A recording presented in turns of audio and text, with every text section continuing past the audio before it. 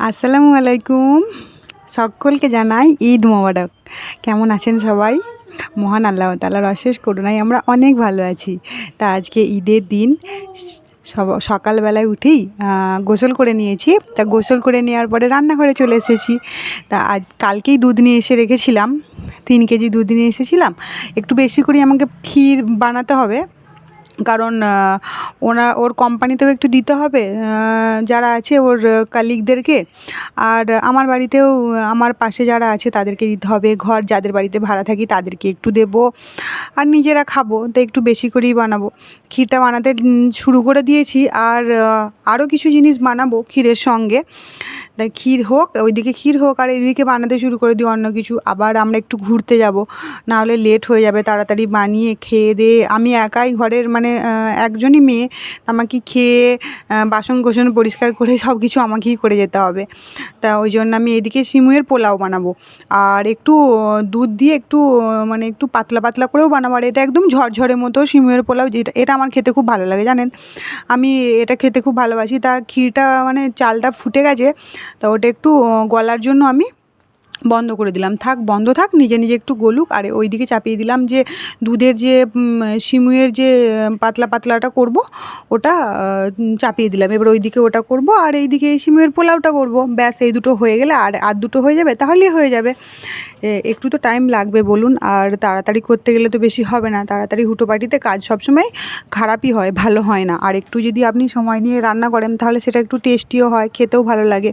ঈদের দিন একটু ভালো করে বানাতে হবে। ঈদ বলে কথা, 30টা রোজা রেখেছে হাজব্যান্ড, সব রোজাগুলো রেখেছে আমার হাজব্যান্ড। তা ওনাকে তো একটু ভালো মন্দ বানিয়ে খাওয়াতে হবে ঈদের দিনে, বলুন। না বানালে কি হয়? সেটা তো নাইনসাফি হয়ে যাবে না বানালে। তা আমি ওইদিকে ক্ষীরটা বানিয়ে নিচ্ছি, মানে সিমুইয়ের যে ঝোল ঝোল সিমুইটা বানাবো ওটা। তো ওর জন্য সব কিছু ড্রাই ফ্রুটস দিয়ে দিলাম, আর একটু নারকেল কুঁচোনো আর একটু নারকেল কোঁড়া। এই নারকেলটাকে কুঁচিয়েছে বলুন তো, কে কুঁড়ে দিয়েছে? আমার হাজব্যান্ড। প্রত্যেকবারে প্রত্যেক ঈদেতে, যখন যে ঈদেতেই আমরা একসঙ্গে ছিলাম, সেই ঈদেতে বা কুরবানিতে যখনই ছিলাম, ও সবসময় ওই করে দিত, আমাকে কিছু করতে হতো না। তা আমি রান্নাবান্না মানে এবার রান্নাবান্না মিডিলের দিকে, মাঝখানে চলছে। তা ওই দিকেরটা হয়েই এসেছে প্রায়, আর এই দিকেরটাও হয়ে গেছে। দেখুন কি সুন্দর হয়ে গেছে না, ঝরঝরের মতো। ব্যাস, এই দুটো হয়ে গেলেই আর দুটো হবে, তাহলেই রান্না কমপ্লিট। নামাজ টামাজ পড়া হয়ে গেলে খেয়ে দিয়ে নিয়ে ব্যাস বেরিয়ে পড়বো আমরা বেড়াতে।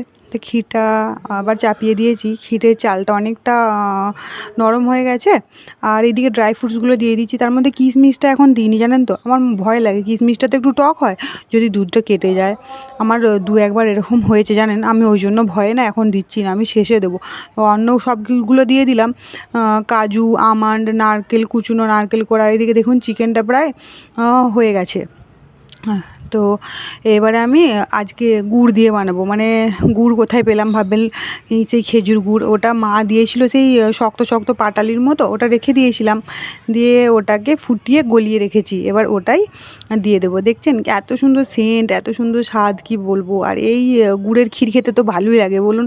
আমার ক্ষীরও হয়ে গেছে আর সব কিছুই হয়ে গেছে। দেখুন ক্ষীরটা কি সুন্দর কালার হয়েছে না, দারুণ সুন্দর কালার এসেছে, দারুণ সুন্দর খেতেও হয়েছিল জানেন।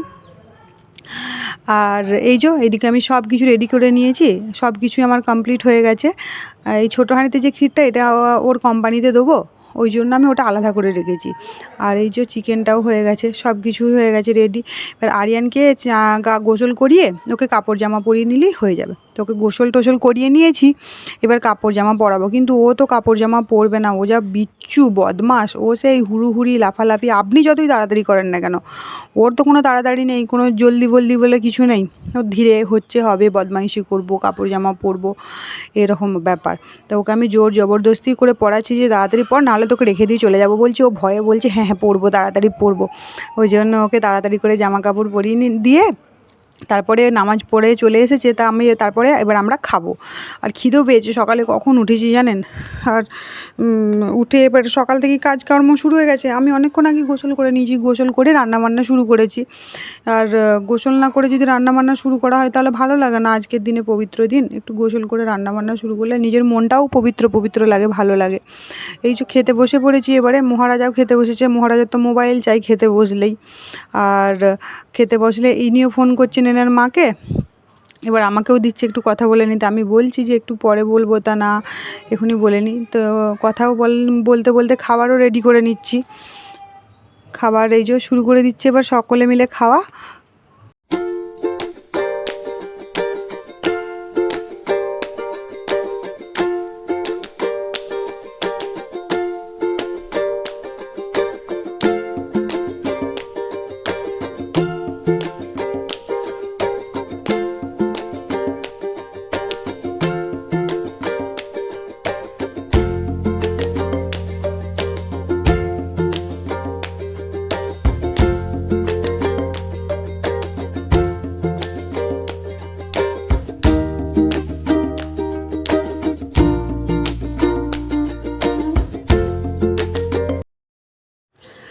খাওয়া দাওয়া শেষ করে নিয়েছি, এবার রেডি হয়ে চলে এসেছি। বেড়াতে যাব বলে রেডি হয়ে বেরিয়ে পড়েছি। তো বাসে করেই যাব, আমাদের তো এখানে কোনো গাড়ি টাড়ি নেই। তা আমরা বাসে যে পড়েছি, এখানে সরকারি বাস, আর সরকারি বাসগুলো এত বড় কি বলবো। তা নেমেই আমাদের আবার একটু তেষ্টাও পেয়ে গেছিলো, সেই জন্য ভাবলাম একটু করে আমরা আখের রস খেয়ে নিই। তা আরিয়ানকে খাওয়াতে যাচ্ছি, ও বাবা ও তো ওসব খাবে না, ভালো জিনিস কেউ খেতে জানে? ও শুধু উল্টো পাল্টা কিছু জিনিস আছে, যদি দিন তাহলে ও খাবে। আমরা সিনেমা দেখার জন্য ওয়েট করছিলাম একটু বসে বসে, তাই ভাবলাম আপনাদের সঙ্গে একটু শেয়ার করি।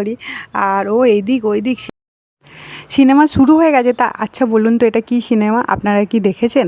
আমি দেখলাম, আমার কিন্তু খুবই ভালো লাগলো। আর আরিয়ান কিছু করেনি, শান্ত হয়েই ছিল। যেটা ভয় পেয়েছিলাম সেটা করেনি। সিনেমা টিনেমা দেখে বেরিয়ে খিদেও পেয়ে গেছে, এবার পেট পুজো করার পালা। তা পেট পুজো তো করতেই হবে বলুন, ওটা না করলে কি হয়? ওটার জন্যই তো সব কিছু।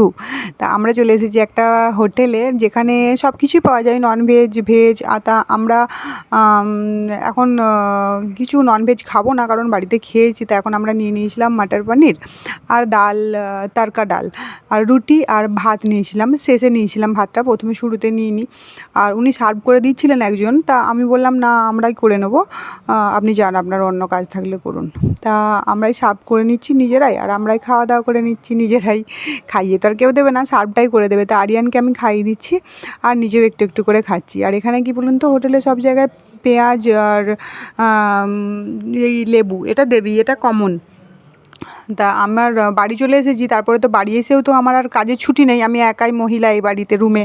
তা আমাকে রান্না করতে হবে। আমি ওই তুয়োরের ডাল তারকা দিয়ে বানাবো, কারি পাতা দিয়ে, আর ভাত করবো। তা সকলে ভালো থাকবেন, সুস্থ থাকবেন। আর আমার ভিডিও যদি আপনাদের ভালো লেগে থাকে, তাহলে অবশ্যই লাইক করবেন আর সাবস্ক্রাইব করে আমার পাশে থাকবেন।